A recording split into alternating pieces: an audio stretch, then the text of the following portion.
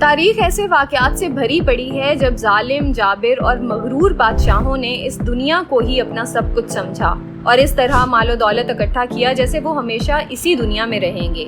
لیکن موت سے پاک تو صرف اللہ تعالیٰ کی ذات ہے، اور جنہوں نے اللہ تعالیٰ کی وحدانیت کا انکار کر کے خدائی کا دعویٰ کیا وہ اپنی سرکشی کی وجہ سے ہمیشہ کے لیے عبرت کا نشان بن گئے۔ انہی میں سے ایک کا نام شداد تھا، جس نے آخرت کی سزا جزا اور جنت جہنم کا مذاق اڑایا اور دنیا میں اپنے لیے خود جنت بنوانے کا فیصلہ کیا۔ اس نے کتنے عرصے میں جنت بنائی اور پھر اس کو کس طرح موت آئی اور اس کی یہ جنت آج کہاں ہے، یہ سب کچھ ہم جانیں گے اس ویڈیو میں۔ انفوٹینمنٹ ورلڈ کے چینل پر ایک بار پھر خوش آمدید۔ اگر آپ ہمارے چینل پر نئے ہیں تو اسے سبسکرائب کر لیں تاکہ آپ تک ہماری ویڈیوز بر وقت پہنچتی رہیں۔ ایک روایت کے مطابق اللہ تعالیٰ نے حضرت اسرائیل سے پوچھا کہ تمہیں کبھی کسی کی جان لیتے ہوئے افسوس ہوا؟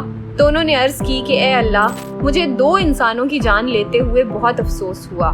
ایک دفعہ ایک کشتی ڈوب گئی، ایک عورت اپنی جان بچانے کی غرض سے ایک تختے پر سوار ہو گئی، وہاں اس نے ایک بچے کو جنم دیا اور تو نے حکم دیا کہ اس عورت کی جان نکال لو۔ تو اس بچے پر مجھے بہت رحم آیا کہ اگر اس کی ماں مر گئی تو بیچ سمندر میں اس کا کیا بنے گا۔ اور دوسری دفعہ شداد کی جان نکالتے ہوئے مجھے دکھ ہوا کہ اس نے اتنی محنت سے جنت بنوائی اور تو نے دیکھنا بھی نصیب نہ کی، اور تو نے اس کی جان اس کی جنت میں داخل ہونے سے پہلے لے لی۔ تو اللہ تعالیٰ نے پوچھا کہ کیا تجھے خبر ہے کہ شداد کون تھا؟ ملک الموت نے عرض کی کہ نہیں۔ تو اللہ تعالیٰ نے فرمایا کہ یہ وہی بچہ ہے جس کی ماں کو سمندر میں موت آئی تھی۔ میں نے اس بچے کو رزق دیا، زندگی دی، ملک دیا، ہر طرح کی دولت اور سلطنت دی، اور وہ میرے مقابل ہی کھڑا ہو گیا۔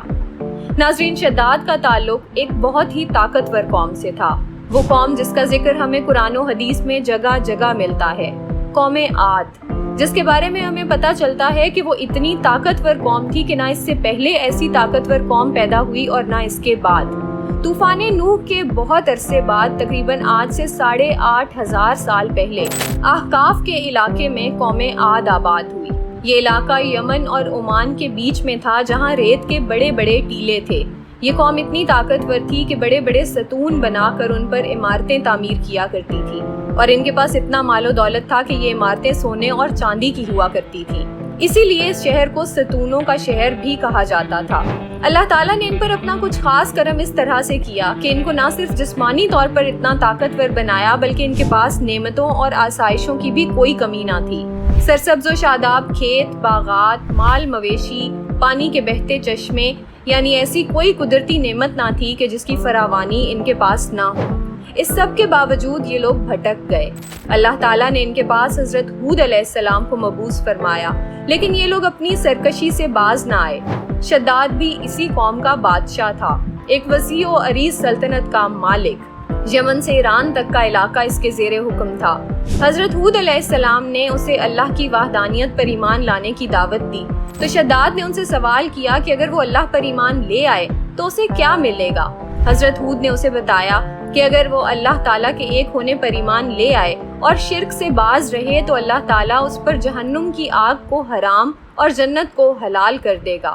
اس پر شداد نے پوچھا کہ جنت کیا ہے؟ تو حضرت ہود علیہ السلام نے اسے جنت کا نقشہ کھینچ کر بتایا کہ اس میں اللہ کی کون کون سی نعمتیں ہیں۔ تو شداد ہنسنے لگا اور کہا کہ اس طرح کی جنت تو میں بھی اپنے لیے بنا سکتا ہوں۔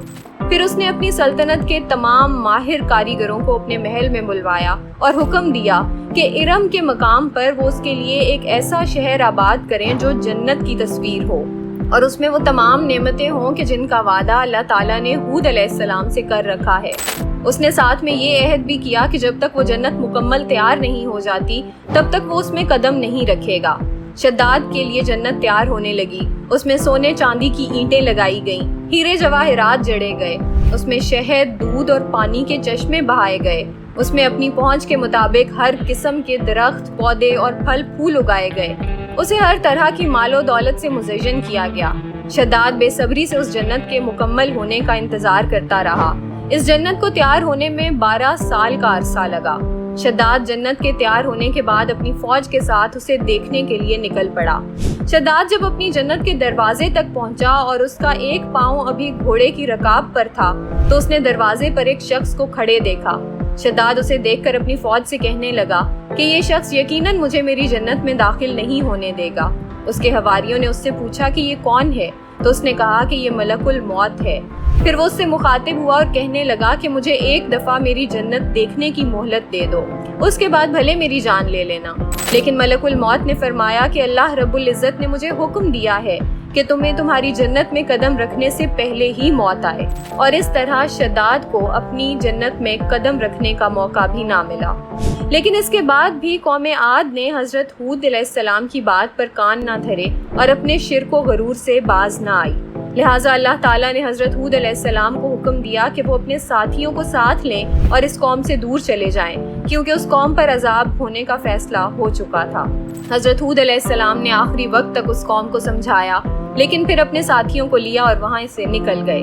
پھر اللہ تعالیٰ نے اس قوم پر 7 دن اور 8 راتوں کے لیے مسلسل آندھی، طوفان اور بارش کا عذاب نازل فرمایا، اور دیکھتے ہی دیکھتے وہ اپنے مال و دولت سمیت اس عذاب سے تباہ ہو گئے، اور یوں یہ طاقتور ترین قوم اس صفحہ ہستی سے ہمیشہ کے لیے مٹ گئی۔ عبرت کے طور پر ان کے باقیات آج بھی عمان کے علاقے میں موجود ہیں، جو آج کے انسان کو یہ بتانے کے لیے کافی ہے کہ اصل بادشاہی صرف اللہ کی ہے اور اس کی ذات کے علاوہ ہر عروج کو زوال ہے۔ ایک صحابی رسول کا اونٹ گم ہو گیا تو وہ اسے ڈھونڈنے کی غرض سے نکل پڑے۔ وہ ایک ایسی جگہ پہنچے جہاں بڑے بڑے ستونوں پر بنی عمارتوں کا ایک شہر تھا۔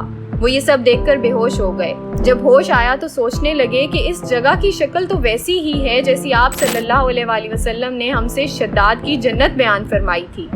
وہ اسی کیفیت میں اس شہر کے اندر داخل ہوا، وہاں نہروں کے باقیات دیکھے اور بہت سا مال و دولت دیکھا۔ اس نے وہاں سے کچھ جواہرات اٹھائے اور دمشق پہنچا۔ حضرت امیر معاویہ سے سارا قصہ بیان فرمایا۔ انہوں نے اس جگہ کا پتہ بتایا کہ وہ عدن کے پہاڑ کے پاس ہے۔ جب اہل علم سے اس کا ذکر کیا گیا تو پتہ چلا کہ ایسا شہر واقعی آباد تھا جس کی عمارتیں سونے چاندی سے بنی تھیں، لیکن وہ اللہ کے عذاب سے غرق ہو گیا تھا۔ لیکن آپ صلی اللہ علیہ وآلہ وسلم نے فرمایا تھا کہ میری امت میں ایک شخص ہوگا جو شداد کی جنت دیکھے گا، وہ چھوٹے قد کا اور سرخ رنگت کا ہوگا۔ جب حضرت امیر معاویہ نے اس صحابی میں وہ ساری خصوصیات دیکھیں تو فرمایا کہ یہ وہی شخص تھا جس کا ذکر آپ صلی اللہ علیہ وآلہ وسلم نے کیا تھا۔